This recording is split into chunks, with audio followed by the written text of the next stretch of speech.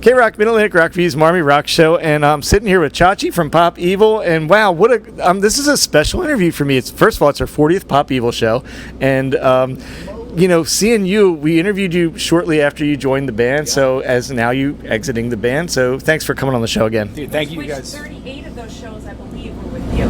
That's incredible. 40 shows is unreal. Like thank you guys so much. Yeah, man, I'll never forget our first interview at Rams Head Live, and thank you for having me on repeatedly, man. It's exciting. So I don't want to like recount all coverage I've done before, but I was telling people tonight, you got to just real quick give me the quick recap of the intro into the band and how much. Well, I don't know how to say this, but you kind of weren't prepped for it. Yeah. So yeah, when I initially got the call, you know, I was in a band and we had a tour with Pop Evil quite a bit. So some of the guys had a chance to see me play. Admittedly, we don't always watch the opening bands, but Dave was really adamant about it. So when they found out that I was available and I was no longer in my band, Dave gave me a call, and initially they kind of like baited me out with like a drum tech position. Dave's like, "Hey man, do you want to come out and drum tech for us a little bit?" And I'm assuming that was to kind of like ease me in and learn the parts, but I really had just no desire to be a tech. I was like, that's not what I do, man. I was like, yeah, let me think about it. So this is a big opportunity. No, I don't want to do it. So I didn't go. That frustrated some of the people in the camp. And so I go back home, you know, and they call me probably a month later. And Dave's like, "Do you want to come play drums for us?" And I was like, "Yeah, absolutely." He's like, "Cool. You know, can you play the tracks and, you know, samples and a click?" And I was like, "Oh yeah, man, absolutely. Whatever I got to do," which was all a lie. I had never played the samples in my life, and sequencing, and I had tracked like 2 songs, maybe 4 songs to a click in my life, and that was in a studio setting, like where you could kind of redo the songs, like you can stop and start over. But I knew that if I didn't say yes, I wasn't even gonna get a shot. So I figured I had at least better, you know, I don't want to say lie, but exaggerate the truth and then learn. I knew that I could always get sent home, but I wouldn't get asked again to come out. So I was like, "Yeah, dude, I can do that, absolutely. You know, so when do you need me to come out?"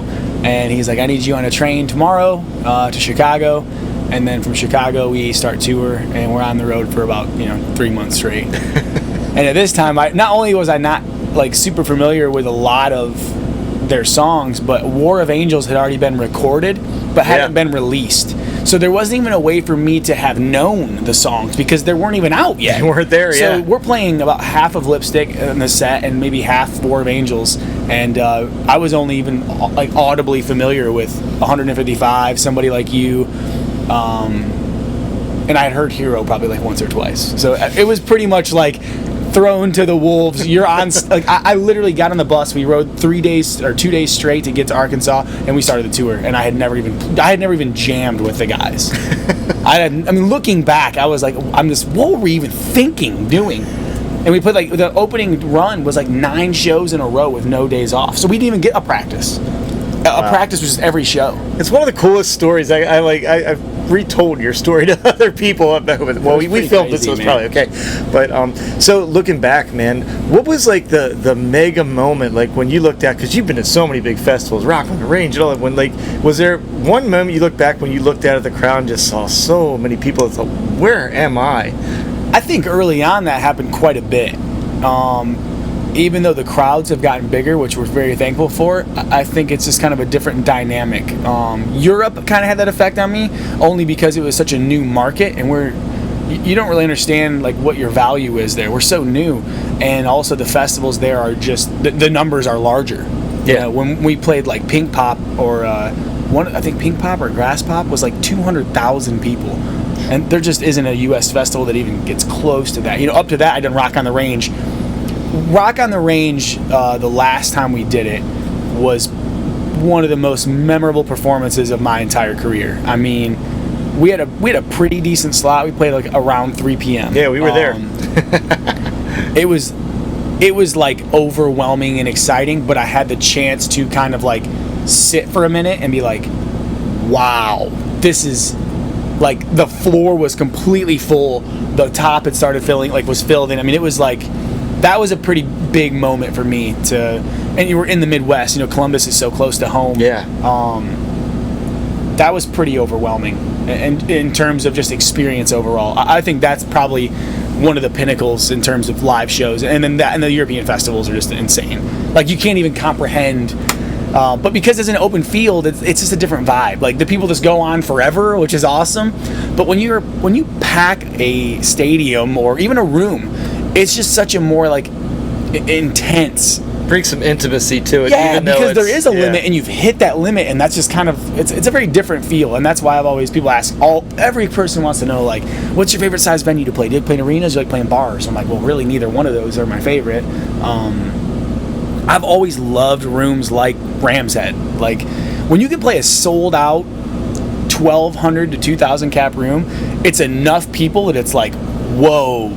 But it's still small enough that people are like, you're intimate still. You can be very close. And you know they're there to see you. Absolutely. That's the other thing. Or if we're opening, I'm still okay with that. Direct support. Just being in front of that crowd is worth it to me. Now you're being modest. They're there to see you. But Rock on the Range, that's the only downside to big festivals. Is like, there's the fans, and there's a barricade, and then there's a gap, and then there's a barricade, and then there's a stage, and then I'm, 25 yards from the front of the stage as the drummer. So I'm like so far from the closest person that sometimes you look out and it's like, wow, there's so many people. But it kind of, sometimes if the energy isn't incredible, you feel like you're almost playing to yourself. So let's talk about energy. It's one of the things we've loved about you as a drummer. When you drummed with your last band, were you the kind of animal you were on stage with Pop Evil? Because to me, it kind of seemed like you evolved into that a little bit. I think, yeah. I mean, I think the only transition period for Pop Evil was just that I had to learn the songs. Like, I would look like an ass if so you were concentrating losing on my playing mind. Yeah, if you're just losing your mind but playing the songs wrong, you're looking like, what's this guy doing? I think that it's something I've never thought about. I think now it's really sad, and it upsets even myself to say, like, and you see it in a lot of other bigger drummers too. It becomes a little more rehearsed, and I don't like that. Like, I want it to be very raw and very passionate. I'm all about entertaining, but I don't want it to be like a gimmick at all. If you're not really into it, don't pretend to be into it. That bothers me so much. And in my old band especially, that's where it started. People are like, when did you start standing up? And I don't know, because I didn't see someone else do it and want to do it. I just started doing it, and I don't really, there wasn't a reason. I think I started doing it because I could hit the cymbal harder. Like, I could stand up and smash it. And there are parts of the song that made me want to, like, that's what you want to do. We can see that from your drumsticks over there. Yeah. They're beaten to hell. So I don't think I was aware of it. And when I started doing it especially, like, I wasn't aware that it was different. I just thought that's what drummers did. And, I started touring, and people are like, dude, you're like a maniac. And I was like, just play the drums. So as you move on from touring life, what are you going to miss the most, and what are you not going to miss the most? Not miss the most, hands down, is being away from my wife and my family. Just being gone all the time is by far the biggest struggle. The comforts from home, whether it be loved ones or even just like using my own coffee pot in the morning. It's like really little things that most people don't even think about because you have that every day. What am I going to miss the most? That's a really good and tough question, man. Maybe you won't know until it happens. That's a good point. I probably won't. I probably won't set in fully. The guys in the camp have become, family. We spent every single day together, traveling to places, getting paid to travel is definitely a cool perk. I probably won't get to go to Paris for money again in my life. I'll go back, but it'll be costing me money. And the fans, man, of course. Like, we've gotten to meet, like, you guys. Like, we've met so many awesome people.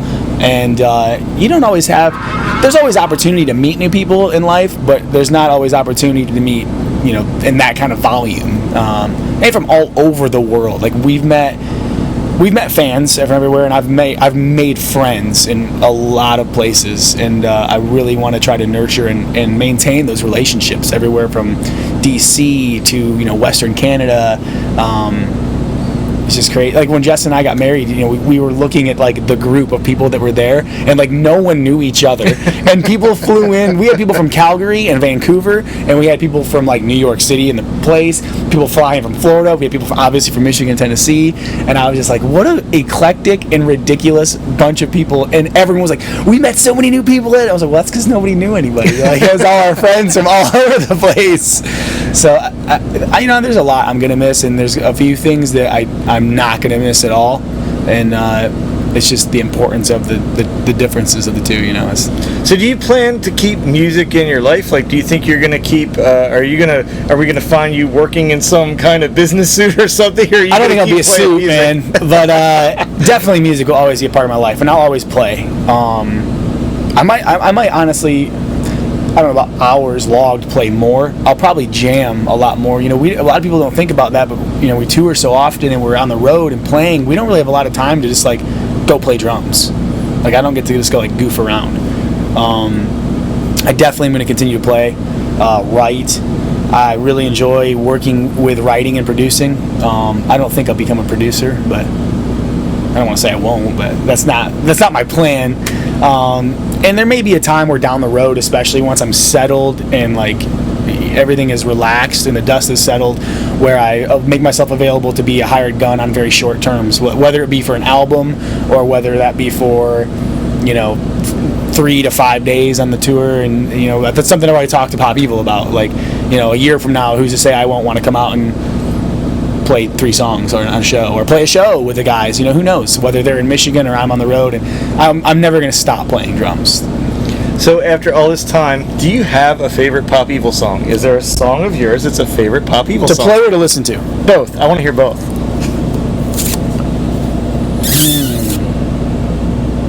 I think my favorite song to play is it's pretty tough. I can narrow it down to a few though, for sure. Go ahead, give a list. That's hard. Take It All, In Disarray are probably my 2 favorites to play live. Which is weird because neither of them are singles. It's fun to play the huge songs because the crowds go crazy, but as far as my pure enjoyment, those 2 are both pretty great. I mean, Take It All is really, really, it's got that dancey, cool groove to it, and In Disarray is kind of the opposite. It's like super straight ahead. You can just hit everything as hard as you can and you want to. So that's killer. Favorite Pop Evil song to listen to? I'm pretty biased to the new record overall, and maybe that's because it's new, but I really think it's just a lot more my vein of music. A lot of people, I think, Pop Evil's so diverse. A lot of people liked Onyx a little more. It was much heavier. I'm a little more of the alternative side, so Up was a little more personally, you know, inviting for me. I think my favorite song to listen to might be Ghost in Muskegon. It's doing real well right now, actually. It's a cool track, yeah. And you know, the crazy thing was, we were in Seattle and Lee was going through demos with me. We were going through like songs we wanted to work out next, very early demoing stage, and that song came on and Lee was like, oh whoops, and started changing the song. He's like, that's not one, and I was like, yo, what was that? And all I heard was the very beginning, and it was like a demo. It wasn't even exactly what it is now. And he's like, oh, that's just this thing I was working on. It's not that good. And I was like, I really liked it. And he's like, I don't know. I'm like, well, play it for me. So he plays it. I'm like, you got to bring this in the studio. I'm like, this is 100% a song that's going to go on the record. And he's like, no, it's not that good. And I was like, yes, it is. I'm like, it took one listen and it moved me. And I was like, this is a big song. And we brought it to the studio and everyone else loved it. And Lee's like, well, I don't know. And Lee still to this day is like, it's on radio. Junior loves it. Our management loves it. I love it. The band loves it. It's researching well on the radio station. So thank you guys for that. And Lee still is just like, I don't hear it. He's like, he's just like, I don't think it's one of the best songs but sometimes that happens, you know, and that's why we're a team. We help each other out. Sometimes you have something you're sitting on and you don't think it's that great, but it inspires something different from someone else, and it can totally change the song. Now is Little Chachi gone? Is that gone? Or is that still, or do you still get called? doesn't get brought up as much. Yeah, we've cut down on our antics on the bus. I mean, it's been still evolved pretty heavily, especially with other long friends. I mean, anything from Chachi to Chi-Chi to Cheechums to Cheech to Chach to Chico occasionally. I answered pretty much all of that stuff. Well, I don't want to take up any more time. I'll give you one last chance to. Do you have anything else you'd like to send out to your fans? The final kind of just salute or anything? I mean, so much, man. I want to thank everybody for all of their support of the band and of myself personally. There are no words like for the amount of thanks and the appreciation I have for everyone's support and like real honest continued support. Like, thank you for buying the record, and that's cool, but like, thank you for all of the interaction.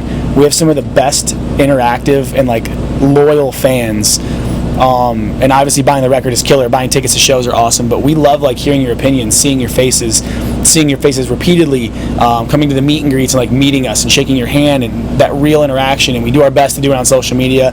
I will continue to do that as well on myself and my personal pages. You guys can reach out to me, but it's been a really awesome ride. Unbelievable. It's been literally unbelievable ride. Chachi, man, thanks for everything. It's been a pleasure interviewing you tonight.